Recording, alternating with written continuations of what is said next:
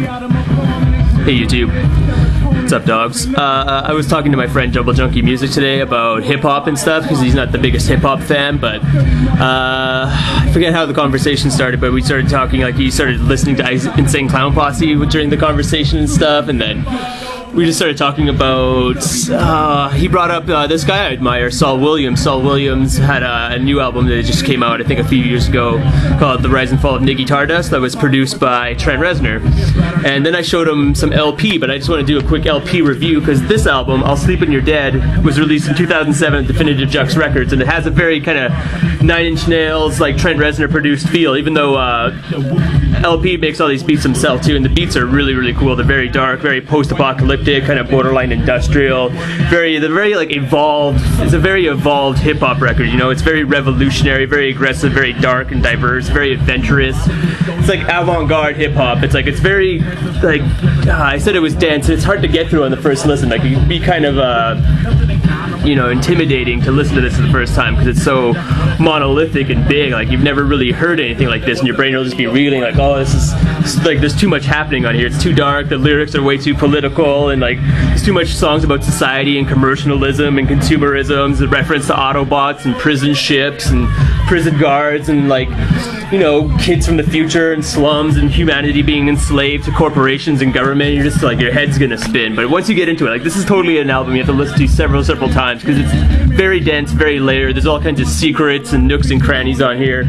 And Trent Reznor actually does a guest appearance on here too, which just suits the music just fine. But there's a whole slew of guest appearances on here. It has members of TV on the Radio is on here, Yola Tango, Mr.Lif, who is a rapper I really, really like. He does some Def Jux shit too, and Aesop, who does everything. He's on every record ever made. Mars Volta is on here, and his old friend from the Weathermen, Tame. Like, but you hardly even notice the guest appearances on here, except for Trent Reznor, because his voice is pretty unmistakable. But yeah, they all, not that they don't stand out or anything, they just blend in so well. Like, this album has such a great flow, such a very dark, post-apocalyptic, end of the world kind of vibe and stuff.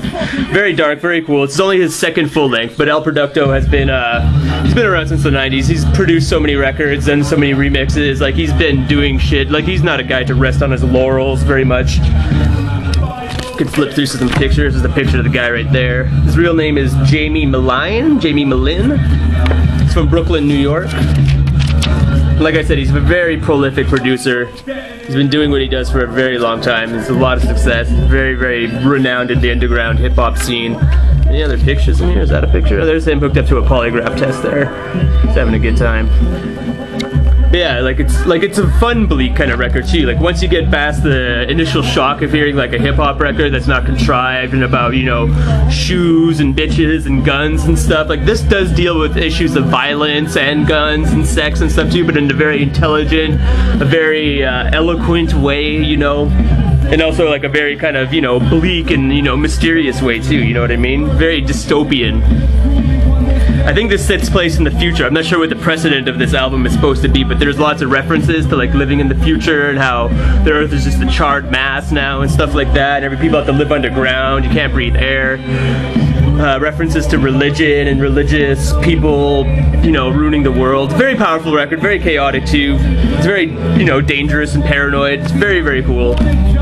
I don't know, to any hip-hop naysayers who think it's, you know, stagnant and bleak and it's all about, you know, rolling with your homies and gangsta rap and Master P shooting b-ball, like, this is a very, very bleak and good album. I would recommend this to Jumble Junkie and any other, you know, industrial fans out there who are naysayers of hip-hop.